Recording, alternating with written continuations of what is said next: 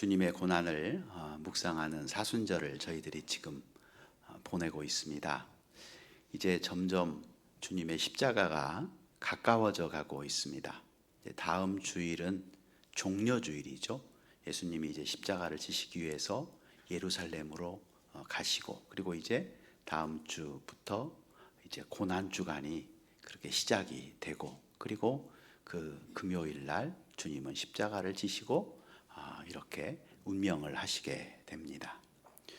주님은 이 고통의 십자가, 참 저주의 십자가, 아픔의 이 십자가를, 그 십자가의 그 고난을 우리 주님은 왜 그렇게 참으셨을까요?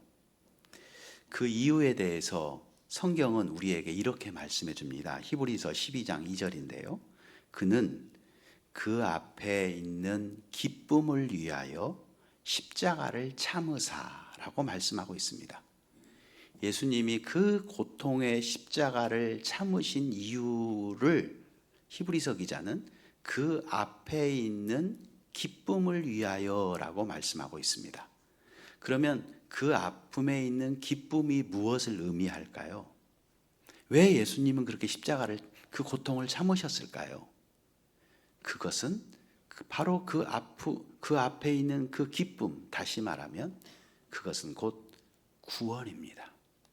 우리들을 구원하기 위하여서, 본인이 십자가, 모진 고통이지만 그 십자가에서 고통당하시고 죽으시면 많은 사람들이 구원받게 되고 하나님의 자녀가 되고, 그럴 것을 생각하시면서 주님은 그 십자가를 참으시고 묵묵히 이렇게 십자가를 향해 걸어가셨던 것입니다. 그렇다면 우리도 역시 그런 생각을 해보았습니다. 우리에게도 여러 가지의 많은 고난이 있습니다. 고통이 있습니다. 그런데 우리도 주님이 그랬던 것처럼 우리도 구원을 바라보며 그 고난을 이길 수 있는 우리가 되었으면 참 좋겠다라는 생각을 해봅니다. 오늘 본문에 바울도 역시 그랬습니다. 지금 오늘 본문의 이 바울은 감옥에서 지금 이 글을 쓰고 있습니다. 지금의 감옥과는 다르게 그 당시의 감옥에는 인간의 어떤 인권이 유린되었던 곳이 바로 그 감옥이었습니다. 모진 고통이 있고 또 매맞음이 있고 심지어 죽음이 있는 곳이 바로 그 감옥이었습니다. 고린도서에 보면 바울이 그런 자신의 고백을 하죠. 내가 매를 많이 맞았다. 참 매를 많이 맞았다. 죽을 뻔도 하였다.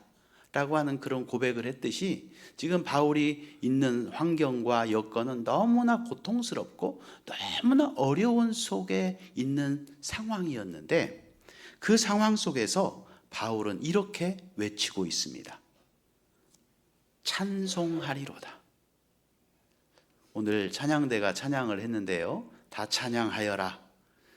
저의 설교를 대변하는 그런 찬양이었던 것 같습니다. 다 찬양하여라. 그 바울의 그러한 상황 가운데에서, 그렇게 고통과 힘든 상황 가운데서 바울이 외치고 있는 거예요. 찬송하라. 찬송하리로다. 지금 바울의 그 마음에는 거대한 그런 폭포수처럼 하나님을 향한 그런 찬양의 마음이 지금 넘쳐 흐르고 있습니다. 그래서 그가 복받쳐서 지금 말하고 있는 거예요. 여러분, 하나님을 찬송하십시오. 하나님은 찬송받기에 합당합니다. 라고 하면서 그가 하나님을 찬양하라고 지금 외치고 있습니다. 그런데 여러분, 어떻게 그 참혹한 고난 속에서 이렇게 그의 마음에 찬양하라는 그러한 귀한 마음이 터져 나오는 것일까요? 우리는 그 이유를 알아야만 합니다. 그렇다면 바울이 그 참혹한 고난 속에서도 감격이 흘러 넘치는 찬양을 할 수 있었던 이유가 과연 무엇일까? 한마디로 말하면 그것은 바로 구원 때문이었습니다. 예수님이 우리의 구원을 위해서 십자가를 참으신 것처럼 우리도 역시 그 구원을 생각하니 그 고난과 고통의 환경 가운데에서도 내 마음속에 폭포수처럼 가슴 벅참으로 터져 나오는 것이 하나님을 찬송합니다. 하나님을 찬양합니다. 바울은 그 구원을 묵상할 때 그의 마음속에 그의 입술에 찬양이 흘러 넘쳤습니다. 여러분, 원래 바울은 어떤 사람이었습니까? 교회를 핍박하던 사람이었습니다. 하나님을 대적하던 사람이었습니다. 그런 그를 하나님께서 그를 불러주시고 예수님이 그에게 나타나셔서 말씀하시고, 그래서 그를, 그렇게 잘못된 길로 가고 있었던 그를 하나님께서 구원하여 주셨던 것입니다. 그래서 그는 그런 고백을 하잖아요.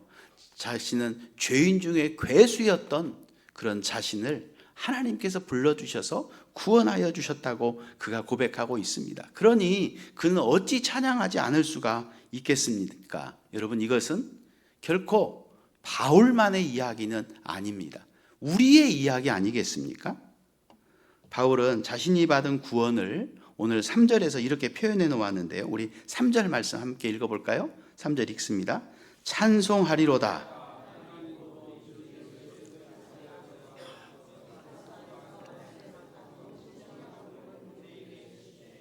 이 말씀에 보면 하늘에 속한 신령한 복을 우리에게 주셨다는 거죠.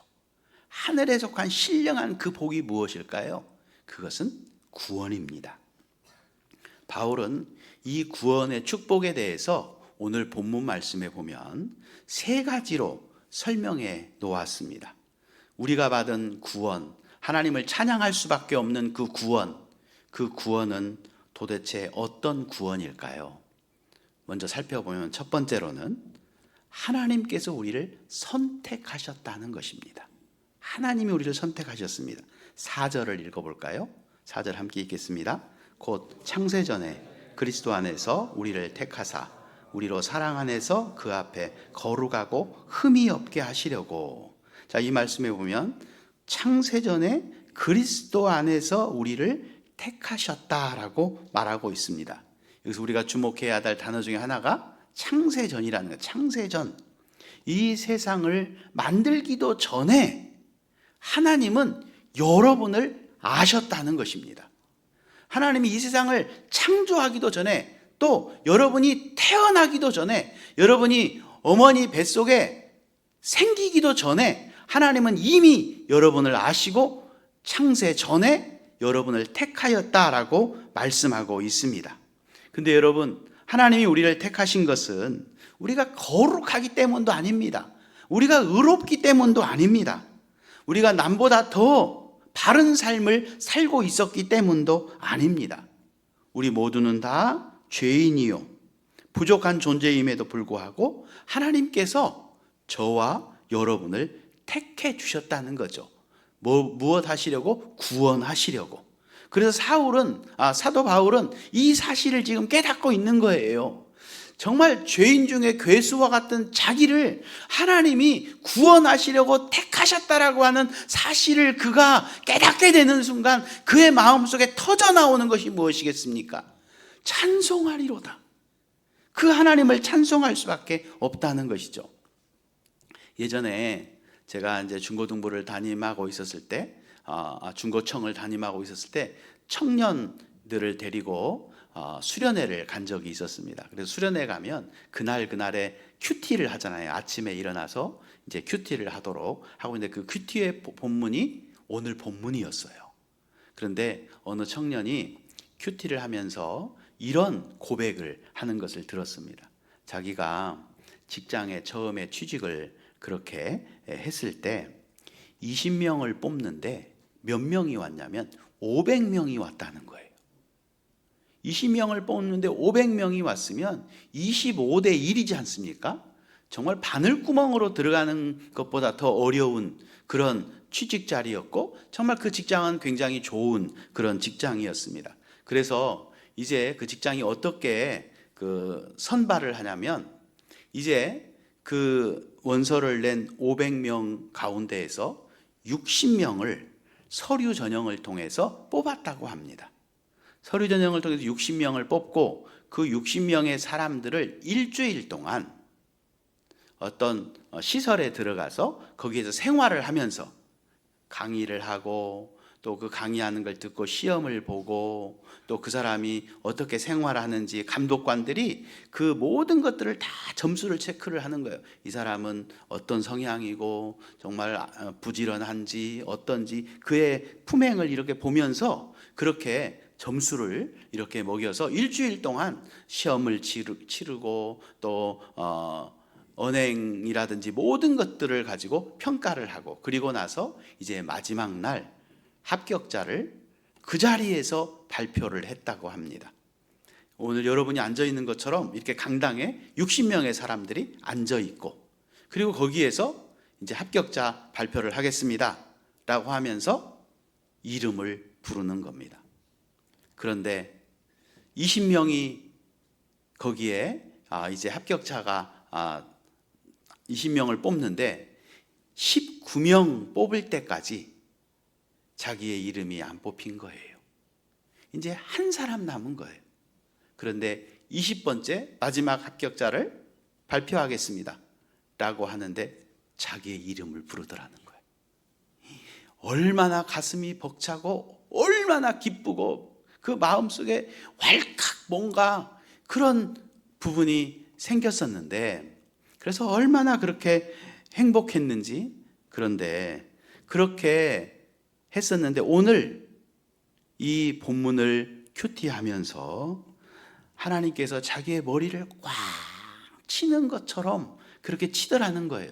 야, 너는 직장에 거기에 선택받을 때 그렇게 가슴 벅차며 그렇게 기뻐했던 내가 너를 영원한 천국에서 거할 수 있도록 하나님이 너를 택했다라고 하는 그 사실 앞에서는 교회를 다니면서도 하나님이 나를 택해 주셨다. 하나님이 나를 하나님의 백성 삼기 위해서 나를 구원하기 위해서 택해 주셨다는 그 사실에 대해서는 별로 감각이 없이 그렇게 생활했던 자기의 모습이 너무나 부끄럽고 너무나 창피했다라고 하는 것입니다. 그러면서 하나님이 나를 이렇게 택해 주셨다는 사실에 대해서 그는 정말 가슴이 벅찼다고 오늘 말씀을 큐티하면서 너무너무 행복하고 생각해 보니 그때 합격자를 발표해서 내 이름을 부를 때보다 이 말씀을 깨닫고 나니 이 말씀을 큐티하고 나니 얼마나 훨씬 더 가슴 벅차고 얼마나 행복한지 모른다라고 하는 것을 이야기하더라고요. 여러분 그렇습니다. 하나님께서 이 세상에 얼마나 많은 사람들이 있습니까? 나보다 똑똑하고 나보다 잘나고 나보다 돈도 많고 나보다 공부도 훨씬 많이 하고 그 많은 사람들이 있는데 하나님은 그 사람들을 제쳐놓고 나같이 부족하고 나같이 연약하고 아무것도 아닌 나 같은 자를 하나님께서 구원하시려고 하나님의 자녀 삼으시려고 택해 주셨다는 그 사실을 생각하면 정말 내 마음속에 메어지는 것과 같은 가슴 벅찬 그 마음이 내 속에서 생겨나게 되고 그래서 바울이 그랬을 때 하나님을 찬송하리로다. 그 하나님을 나를 구원하신 하나님, 나를 선택하신 하나님을 찬송하리로다라고 하면서 그가 찬송하며 하나님 앞에 나갔던 것처럼 우리도 하나님께서 나를 선택하셨다는 그 고백 앞에서 정말 주님을 찬송합니다. 주님을 찬송합니다라고 하는 그 고백이 넘쳐나는 우리 모두가 다 될 수 있기를 바랍니다.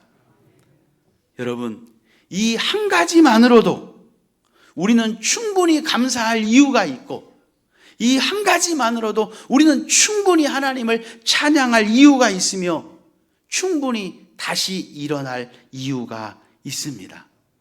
바울은 지금 그 감옥에 그 고통 가운데 있었지만 그 감옥의 고통 가운데에서도 하나님이 나를 선택하셨다는 그 사실 때문에 그는 그 하나님을 이렇게 찬양하였던 것처럼 우리들도 인생을 살아가면서 참 어떻게 좋은 일들만 있겠습니까?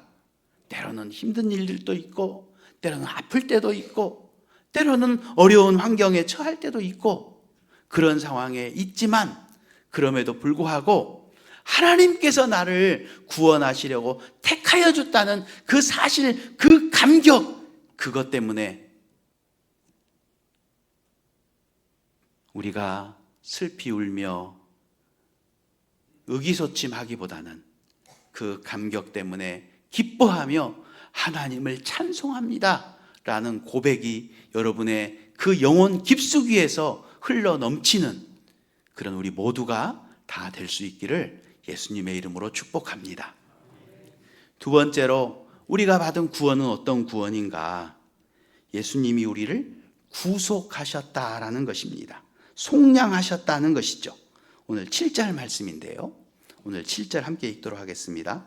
우리는 그리스도 예수 안에서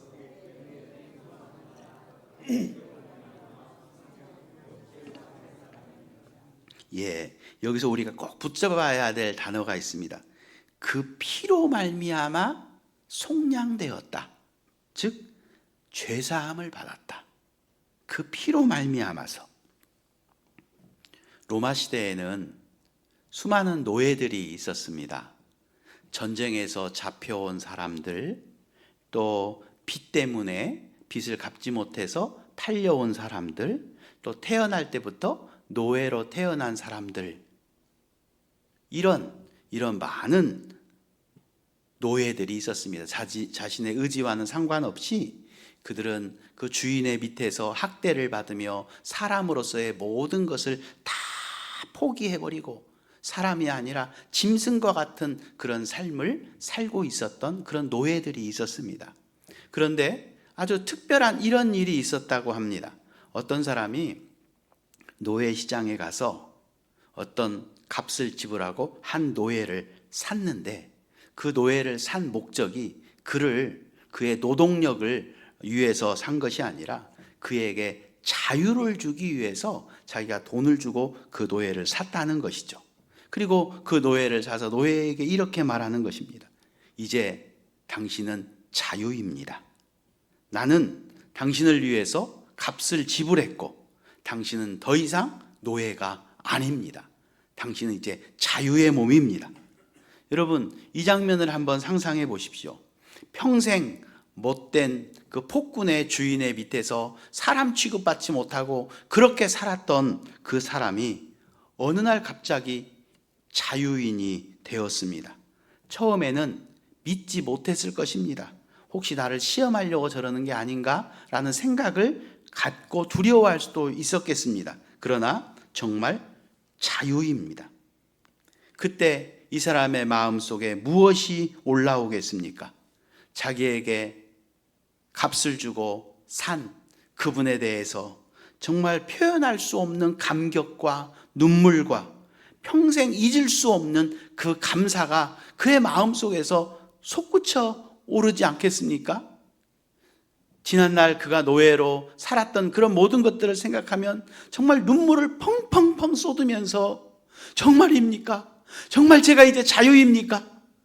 라고 하면서 그 사람에게 감격의 눈물을 흘리지 않겠습니까? 여러분, 이 이야기가 우리의 이야기입니다.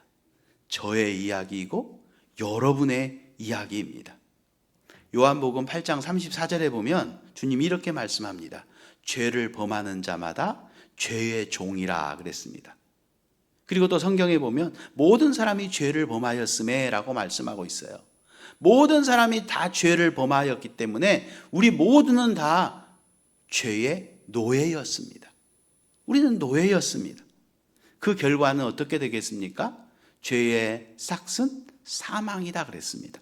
사망의 고통, 지옥의 고통, 그것이 우리를 기다리고 있었던 것입니다. 그래서 사람들이, 예수 안 믿는 사람들은 죽기를 그렇게 싫어해요. 왜요? 그리 가거든요. 영원한 그 지옥으로 가거든요. 그러니까 안 죽어야 되잖아요. 그런데 오늘 본문은 그러한 절망 가운데 있는 우리들에게 놀라운 소식을 선포합니다. 예수님이 내 대신 죽었다는 겁니다. 예수님이 내 대신 나의 죄를 속량, 곧 죄를 다 사해 주었다는 것입니다. 무엇으로? 오늘 말씀해 보니까 그의 피로 말미암아, 그의 피로 우리의 죄값을 지불해 주었다라고 말하고 있습니다. 여러분, 조금 더 현실적인 이런 예를 들어보겠습니다. 어떤 사람이 죄를 지었습니다. 법정에 서게 되었습니다. 결과는 판결을 했는데 그 판결의 내용은 사형입니다. 그때 나와 아무 상관없는 사람이 나와서 이렇게 말을 합니다. 내가 저 사람 대신 사형당하겠습니다. 내가 저 사람 대신 죽겠습니다. 저 사람을 풀어주고 나를 죽이십시오. 여러분, 이게 가능한 일입니까? 상식적으로 말이 안 됩니다. 그런데 여러분, 이것이 바로 복음입니다. 죄 없으신 하나님의 아들이 죄 있는 우리 대신 내가 죽을 테니 이 사람을 살려주십시오. 내가 죽을 테니 이 사람을 천국에 보내주십시오. 라고 하면서 예수님이 십자가에서 내 대신 죽으신 것입니다. 그래서 오늘 본문은 우리에게 말씀하고 있죠. 그의 피로 말미암아 속량 곧 죄사함을 받았느니라. 내 죄로 내가 죽어야 되는데 예수님이 오셔서 내 대신 죽으시고 나의 모든 죄를 다 용서하셨습니다. 과거의 죄뿐만이 아니라 현재에 내가 짓고 있는 죄, 미래의 죄까지도 예수님이 그 형벌을 다 감당하고 그분이 십자가에서 내 죄의 값을 다 갚아 주셨던 것입니다. 그 결과로 우리는 이 죄의 종된 자리에서 해방이 된 것입니다. 바울은 감옥에서 이 사실을 묵상했습니다. 그 참혹한 그 감옥에서 그의 마음속에 감격이 솟아나기를 시작합니다. 그리고 그는 외치고 있습니다. 찬송하리로다. 그 하나님을 찬송하리로다. 여러분은 예수님의 피로 값주고 사신 인생입니다. 이 은혜를 잊지 말고 우리는 감격 속에서, 자유함 속에서 구원의 그 감격을 잊지 말고 바울이 고백했던 것처럼 찬송하리로다. 그 고백이 울려 넘치는 우리 모두가 다 될 수 있기를 축원합니다. 마지막 세 번째로는요, 우리가 묵상해야 될 구원은 성령님이 우리를 인치신다라는 것이죠. 오늘 본문 13절, 14절입니다. 13절, 14절 함께 읽겠습니다. 그 안에서 진리도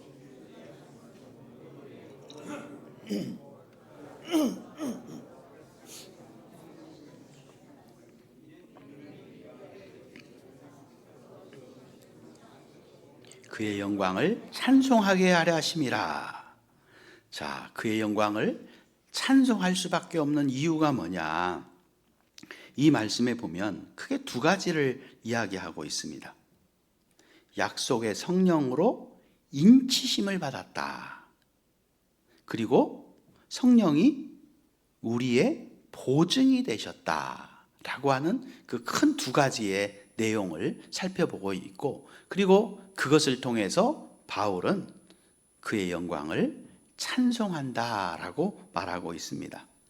바울이 2000년 전에 이 말씀을 기록할 당시에 지금도 역시 사용하고 있지만 고대 왕들은 다시 말하면 도장이죠. 도장을 많이 사용했습니다. 특별히 자신의 어떤 소중한 물건이라든지 보물 같은 것을 이렇게 방에다 넣어놓고 거기에다가 종이를 붙이고 도장을 꽝 찍습니다. 그걸 띄면 그것이 찢어지게 되면 안 되지 않습니까? 그래서 어느 누구도 여기에 들어갈 수 없다. 이건 내 것이다. 나의 소유다. 라고 하는 의미로 도장을 꽝 찍습니다.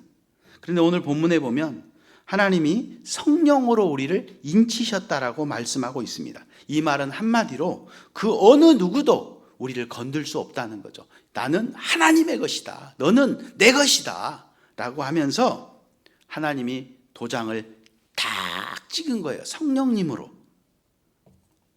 그리고 14절에 보면 성령님이 우리의 기업의 보증이 되신다라고 말하고 있습니다. 보증이라는 말 요즘도 쓰고 있는 말이죠. 보증. 예를 들어서 어떤 사람이 큰 계약을 할 때 보증인이 서게 되면 그 계약은 확실해집니다. 왜냐하면 내가 그 약속을 지키지 못해도 보증인이 그거에 대한 책임을 지기 때문에 그렇습니다. 그래서 요즘도 좀 보증서 달라, 또 보증, 보험 뭐 이런 것들이 있지 않습니까? 그런데 여러분, 우리 구원의 보증이 누구입니까? 오늘 말씀해 보니까 바로 성령님이라는 거죠. 이것은 우리에게 무엇을 의미하고 있느냐? 너의 구원은 절대로 취소될 수 없다. 너가 나를 온전히 믿는 믿음으로 이렇게 구원받았으면 너의 구원은 결코 취소되지 않는다. 너는 끝까지 내가 책임을 진다. 너는 반드시 내가 천국에 데려간다 라고 하는 의미로 성령이 우리의 보증이 되시고 우리 안에 성령님이 내주에 계신다는 것이죠. 여러분, 어쩌면 바울이 감옥에서 정말 힘들고 어려운 그러한 삶을 살아가면서 그의 마음도 흔들릴 수 있었을 것입니다. 그럼에도 불구하고 그는 담대했습니다. 왜요? 바로 성령께서 그를 붙들고 계시기 때문이었습니다. 성령께서 친히 보증하고 계시기 때문입니다. 여러분, 이제 우리는 더 이상 어떤 일에도 우리는 두려워할 필요가 없습니다. 우리는 넘어질 수는 있지만 망하지 않습니다. 흔들릴 수는 있지만 버려지지는 않습니다. 병들 수는 있어도 우리를 향한 하나님의 사랑은 절대로 끊어지지 않습니다. 왜냐하면 우리의 구원은 우리의 손에 달려 있는 것이 아니라 바로 하나님의 손에 붙들려 있기 때문에 그렇습니다. 여러분, 우리가 인생을 살아가면서 혹시 여기 계신 분 중에 낙심 가운데 계신 분 있습니까? 신앙이 흔들리는 것 같아서 두려운 분 계십니까? 그렇다면 이 말씀을 붙드십시오. 나는 성령님으로 인침을 받은 사람이다. 하나님은 성령으로 나를 보증하셨다. 나는 하나님의 것이다. 이 사실 하나만으로도 우리는 다시 일어설 수 있습니다. 여러분, 그래서 우리는 망하고 싶어도 망할 수 없는 사람이에요. 우리는 지옥 가고 싶어도 지옥 갈 수 없는 사람이에요. 우리는 천국에 갈 수밖에 없는 사람인 겁니다. 왜? 성령께서 우리를 인치셨기 때문입니다. 바울은 그가 어려운 환경과 고통 가운데에서도 이 사실을 깨닫고 성령님이 나와 함께하고 성령님이 나를 책임진다라고 하는 이 사실을 그가 깨닫고 그가 뭐라고 말합니까? 찬송하리로다. 그 하나님을 찬송할 수밖에 없습니다. 그 하나님을 찬송합니다 라고 고백하고 있습니다.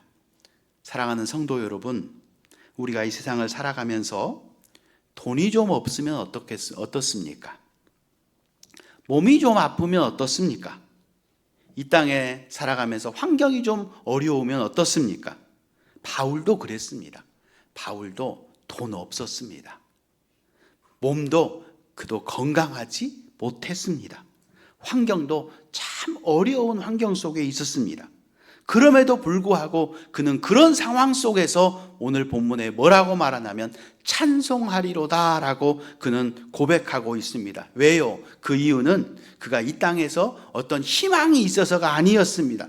풀려날 어떤 가능성이 있어서도 아니었습니다. 몸이 나을 희망이 있어서도 아니었습니다. 왜 그가 그런 환경 속에서 찬송하리로다 라고 외쳤습니까? 그 이유는 그가 바로 구원받았기 때문입니다. 하나님이 나를 선택하여 주신 은혜, 예수님이 나를 대신하여서 내가 빚진 그 죄의 빚을 십자가에서 다 갚아주신 그 구속의 은혜, 성령님이 나를 인쳐주신 그 은혜. 성도 여러분, 우리 모두 이 구원을 찬송하지 않겠습니까?